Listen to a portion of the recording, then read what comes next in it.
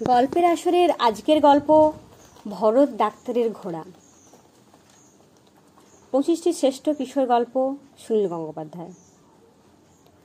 কাছাকাছি 8-10খানা গ্রামের মধ্যে একজনই ডাক্তার, ভরত ডাক্তার। তার উপর সবারই খুব বিশ্বাস। কয়েকজন কবিরাজ আছেন ঠিকই, কিন্তু কবিরাজ তো আর ডাক্তার নন। সিরাজ সাহেব হেকিমি চিকিৎসা করেন, কিন্তু সেও তো হেকিমি, ডাক্তারই নয়। লোকের ধারণা ভরত ডাক্তার বিলিতে ওষুধ দেন, তাতেই সব রোগ সারে। তাছাড়া তিনি সুই দেন মাঝে মাঝে, অর্থাৎ ইঞ্জেকশন। তা তো কবিরাজ কিংবা হেকিম দিতে পারেন না। ভরত ডাক্তার বেশ ভালো ডাক্তার এবং ভালো মানুষ। দূর দূর গ্রামের লোক তাকে ডাকলেই তিনি চলে যান। গোলগাল ফর্সা চেহারা, একটু বেঁটে, মাথায় সুন্দর চকচকে টাক। তখনকার দিনে গ্রামে রাস্তাঘাট প্রায় কিছুই ছিল না। বর্ষার সময় লোকে যাতায়াত করতো নৌকায়, আর গ্রীষ্মকালে জল শুকিয়ে গেলে হাঁটা ছাড়া উপায় নেই। সরু আলপথ কিংবা এবড়ো খেবড়ো মাঠের উপর দিয়ে সাইকেল চালানো খুব কষ্টকর। কিন্তু একজন ডাক্তার কি করে হেঁটে হেঁটে রুগী দেখতে যাবেন? তাহলে তো 2-3 জায়গায় যাওয়াই হয় না। অথচ শীত শেষ হতে না হতেই মানুষের খুব রোগভোগ শুরু হয়। তাই ভরত ডাক্তার রুগী দেখতে যান ঘোড়ায় চেপে। ভরা বর্ষার সময় নৌকো, অন্য সময় ঘোড়া। ডাক্তার ছোটোখাটো মানুষ বলে তার ঘোড়াটিও তেমন বড় নয়, কখনো খুব জোরে ছোটে না। ঘোড়ার একটা সুবিধে, সকাল দুপুর রাত যে কোনো সময়ই নিয়ে যাওয়া যায়। ঘোড়ারও সহজে ক্লান্ত হয় না, তাতে ঘুমও কম। পেট ব্যথা থেকে মাথা ব্যথা সব রকম চিকিৎসাই করতে হয় ভরত ডাক্তারকে। তাই এক একদিন রাত বিরেতেও তার ডাক পড়ে। রুগীর এখন তখন অবস্থা, ভরত ডাক্তার ইঞ্জেকশন দিলে সে বেঁচে উঠবে। অনেকে মাঝরাতেও শুনতে পায় ঘোড়ার পায়ের কপ কপ শব্দ। তাতে বুঝে যায় ভরত ডাক্তার কোথাও কোনো মুমূর্ষুকে বাঁচাতে যাচ্ছেন। ভরত ডাক্তারের ফি মাত্র 2 টাকা। কেউ কেউ তাও দিতে পারে না। কেউ কেউ কাঁচুমাচু মুখ করে মাথা চুলকে বলে, ডাক্তারবাবু হাতে তখন পয়সা করি নেই, পরে শোধ করে দেবো, যদি দয়া করেন। ভরত ডাক্তার জানেন পরে আর কেউ শোধ করে না, তবু রাগারাগি করেন না তিনি। উদার ভাই বলেন, ঠিক আছে, তোকে পয়সা দিতে হবে না, আমার ঘোড়াটার জন্য 1 বস্তা ঘাস পাঠিয়ে দিস। কিংবা তোদের ঘরে মাচায় তো দেখলাম 2টো বেশ পুরুষ লাউ ঝুলছে, তার একটা দে, অনেকদিন লাউয়ের শুক্তো খায়নি। ডাক্তারের উদারতার সুযোগ নিয়ে কারো কারো কাছে টাকা থাকলেও তা না দিয়ে কিছু জিনিস দিয়ে দেয়। এক লাউয়ের দাম মোটে 4 আনা, আর 1 বস্তা ঘাস বড় জোর 8 আনা। সব রুগী তো আর শেষ পর্যন্ত বাঁচে না। দুনিয়ার কোনো ডাক্তারই বাঁচতে পারে না সব মানুষকে। কোনো বাড়িতে রুগীর মৃত্যু হলে ভরত ডাক্তার ফি তো নেয়নি না, বরং পকেট থেকে 2-5 টাকা বের করে দেন শ্মশান খরচের জন্য। ডাক্তারের বাড়ির লোক অবশ্য এমন উদার নন। এত নামকরা ডাক্তার, কিন্তু টাকা পয়সা এত উপার্জন কম করেন বলে বকাবকি করেন তার বউ। 2টো ছেলে আছে, মহাবিচ্ছু। রাত্রে বাবা বাড়ি ফিরলেই তারা তার পকেট হাতড়ে দেখে, তারপর ঠোঁট উল্টে বলে, মোটে এই। ডাক্তারের ঘোড়াটির নাম ছোট্টু। তার দেখাশোনা করে বদন ভুঁইমালি। সে ছোট্টুকে ঘাস খাওয়ায়, ছোলা খাওয়ায়, দলাই মালাই করে, আর সপ্তাহে একদিন গায়ে জল ঢেলে স্নান করিয়ে দেয়। অন্য কেউ ছোট্টুর গায়ে হাত বুলে আদর করতে এলে ছোট্টু তা মোটেই পছন্দ করে না, জোরে জোরে মাথা নাড়ে আর চিহি করে ডেকে ওঠে। ঘোড়ার দেখাশোনা ছাড়াও এবারে আরও অনেক কাজ করতে হয় বদনকে। বদনের কাছে ডাক্তারবাবু যে স্বয়ং এক দেবতা। কোনোদিন তিনি বদনকে বকাবকি করেন না। মাস মাইনে ছাড়াও তিনি বদনকে 1 টাকা 2 টাকা বকশিস দেন। বদনের বাবা সাধুচরণকে সাপে কামড়েছিল, তাকে পর্যন্ত সারিয়ে তুলেছিলেন ভরত ডাক্তার। তার ওষুধের এমন গুণ। এক জলঝড়ে রাতে ক্ষতবিক্ষত অবস্থায় বাড়ি ফিরলেন ভরত ডাক্তার। তার গায়ের জামা ছাড়া, মুখে ফালা ফালা দাগ, সেখান থেকে রক্ত পড়ছে, ফুলে গিয়েছে একটা চোখ, সোনালি ফ্রেমের চশমাটাও নেই। কি হয়েছে, কি হয়েছে? ডাক্তারবাবু একেবারে চুপ। বউ ছেলে মেয়ে কারোর প্রশ্নেরই উত্তর তিনি দেন না। পোশাক বদল করে শুয়ে পড়েন, কিছু খাবারও খেলেন না। এরপর 2 দিন ডাক্তারবাবু ওই একই রকম রইলেন, কোনো কথাও বললেন না, রুগীও দেখতে বেরোলেন না। অবশ্য ঝড় বৃষ্টি চলছেই। পাড়া প্রতিবেশীরা দেখা করতে এলো অনেকেই। ডাক্তারবাবু কথা বলছেন না বলে কেউ কিছু জানতেও পারল না। তখন কেউ কেউ বলতে লাগলো, ডাক্তারবাবুকে ডাকাত ধরেছিল নিশ্চয়ই। তাতে কয়েকজন বললো, যা, তা হতেই পারে না, এ তলাটা সবাই ডাক্তারবাবুকে ভালোবাসে, ডাকাতরাও তাকে দেখলে প্রণাম করে। কতদিন তিনি রাত করে বাড়ি ফিরেছেন, কখনো কিছু হয়নি। আর কজন বলল, তাহলে নিশ্চয়ই ভূতে ধরেছিল। ডাক্তারবাবু চিকিৎসা করলেও তো কেউ কেউ ভূত হয়, সেরকম কোনো ভূত যদি রেগে থাকে।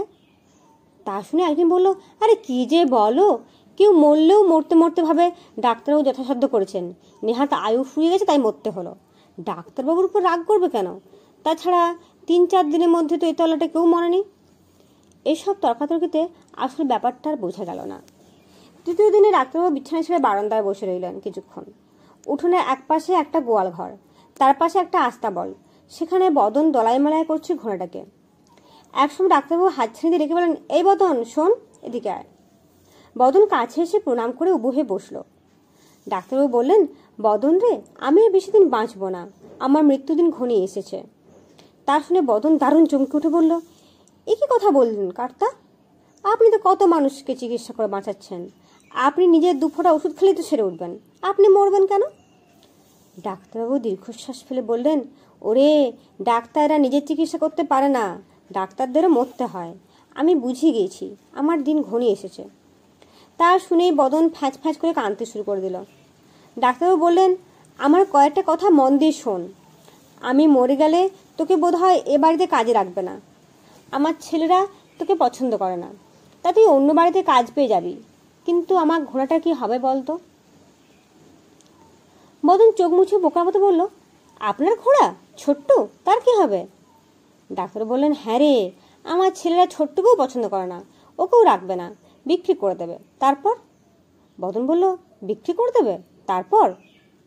ডাক্তারও বললেন, বিক্রি করে দিলে কে কিনবে জানি না, যদি কোনো গাড়িওয়ালাকে দেয়, সে গাড়ির সঙ্গে জুড়ে রোজ চাবুক মারবে, তাহলে আমি মরে গিয়েও শান্তি পাবো না। ছোট্ট মায় কত সার্ভিস দিয়েছে। বদন, ছোট্টকে আমি তোর হাতে দিয়ে যাব, তুই আগের মতো দেখাশোনা করবি, প্রতিজ্ঞা কর তোকে কোনোদিন বিক্রি করতে দিবি না। বদন প্রথমে আনন্দে ডগমগ হয়ে বলল, কর্তা, ছোট্ট আমার কাছেই থাকবে। আহা, কি ভালো, কি ভালো। কোনোদিন ওকে বিক্রি করবো না, তাহলে আমার পাপ হবে। 3 সত্যি করছি, কোনোদিন ওকে বেচবো না। তারপরে সে মুখ শুকনো করে বলল, কিন্তু কর্তা, আমি গরিব মানুষ, আমার একটা ঘোড়া পালবো কি করে? অন্য বাড়িতে চাকরি করলে কি করে দেখাশোনা করব? ছোলার বিচালি কেনার পয়সাই বা পাবো কোথায়? ডাক্তারবাবু বললেন, তাও তো কথা বটে, গচ্চা তো আছেই। ঠিক আছে, আমি একটা কিছু ব্যবস্থা করে যাব, যাতে তুই মাসে মাসে কিছু টাকা পাবি। পরদিন ডাক্তারবাবু মারা গেলেন, একেবারে জলজান্ত অবস্থায়। রাত্রি ঘুমিয়েছিলেন, সকালবেলা আর জাগলেন না। বদনের জন্য ডাক্তারবাবু কী ব্যবস্থা করে গেলেন তা জানা গেল না, বোধহয় তিনি সময় পাননি। শ্রাদ্ধ শান্তি চুকে যাওয়ার পর ডাক্তারবাবুর স্ত্রী বদনকে বললেন, কাল থেকে তোকে আর আসতে হবে না, আমরা কম টাকায় অন্য লোক রাখবো, তুই বুড়ো হয়ে গিয়েছিস, তোকে দিয়ে আর চলবে না। বদন গিন্নিমাকে প্রণাম করে ছোটুকে নিয়ে বাড়ি চলে গেল। পরদিন সকালে ডাক্তারবাবুর ছেলে সুধীর বদনের বাড়িতে এসে খুব চেঁচামেচি লাগিয়ে দিল। সে বলল, তুই কোন সাহসে আমাদের ঘোড়া নিয়ে চলে এলি? তুই একটা চোর, তোকে পুলিশে দেওয়া উচিত, নেহাত পুরো লোক বলে দিচ্ছি না। বদন যতই বলে ডাক্তারবাবু ঘোড়াটা তাকেই দিয়ে গেছেন, তাকেই নিয়ে যেতে বলেছেন, তাই শুধু শুনতেই চায় না। সে জোর করে ছোট্টুকে নিয়ে চলে গেল। বদন কোনো বাধা দিল না। সন্ধেবেলায় ফিরে এলো ছোট্টু।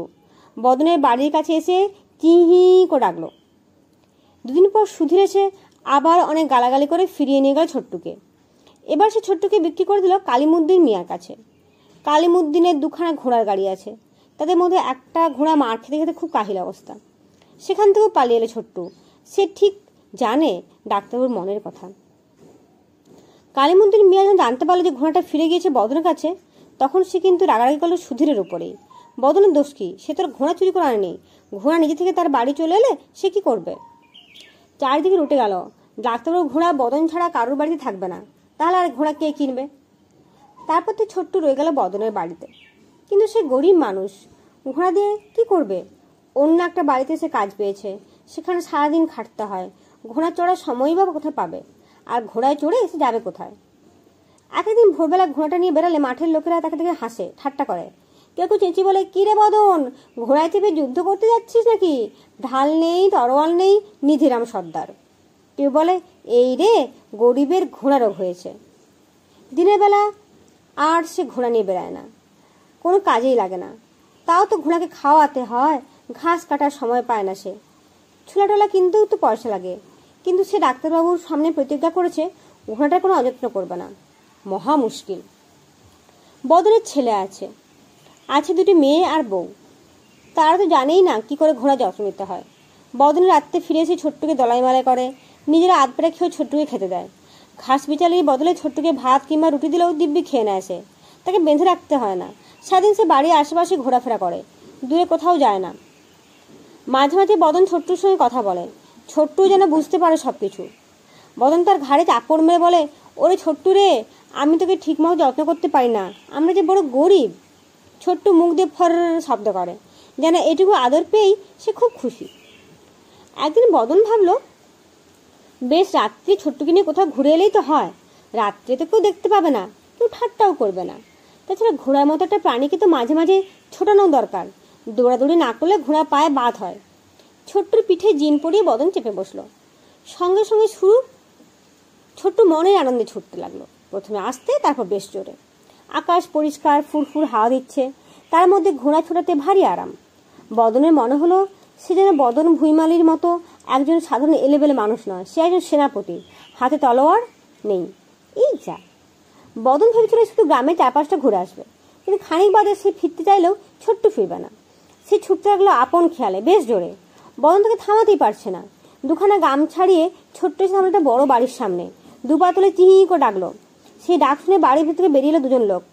একজন লোক অবাক হয়ে বলল, ডাক্তারবাবুর ঘোড়া! ওমা, ডাক্তারবাবু এসেছেন! ডাক্তারবাবু আসুন আসুন, আমাদের রতনের খুব জ্বর।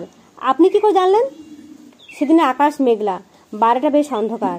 ঘোড়ার পিঠে কে বসে আছে তা বোঝা যায় না। অন্য লোকটি বলে, যা, ডাক্তারবাবু তো স্বর্গে গিয়েছেন, তিনি কি করে আসবেন? এ অন্য কেউ। বন্ধন কাঁপা কাঁপা গলায় বলল, বাবুরা আমায় মাফ করবেন, আমি বদন ভুইমালি। ডাক্তারবাবু ঘোড়াটা আমার কাছে এখন থাকে। একদিন বলল, তাই বল, তা তুমি এখানে এলে কি জন্য? কিছু দরকার আছে? বদন বলল, আজ্ঞে না, আমি এধার দিয়ে যাচ্ছিলাম, ঘোড়াটা এখানেই একবার থামলো। অন্যজন জিজ্ঞেস করলো, আমাদের রতনে খুব জ্বর, এত রাতে ডাক্তারবাবু কোথায় পাবো? তুমি কি চিকিৎসা কিছু জানো? তুমি তো ডাক্তারবাবুর সঙ্গে ছিলে। বদন জিভ কেটে বলল, বাবু, আমি মুখ্য সূক্ষ্ম মানুষ, অসুখ বিসুখের কিছু জানি না। ভগবানের কাছে প্রার্থনা করি আপনাদের বাড়ির ছেলে তাড়াতাড়ি সেরে উঠুক। ছোট্টু এবার ছটপটি উঠলো, উল্টো দিকে মুখ ফিরিয়ে শুরু করলো দৌড়, সোজা বদনের বাড়ি। তারপর কি হলো জানতে অপেক্ষা করতে হবে পরের পর্বের জন্য। প্রথম পর্বে এতটাই। রতনের জ্বর কি ছেড়েছিল? সেই ঘোড়া কেনই বা গেল রতনদের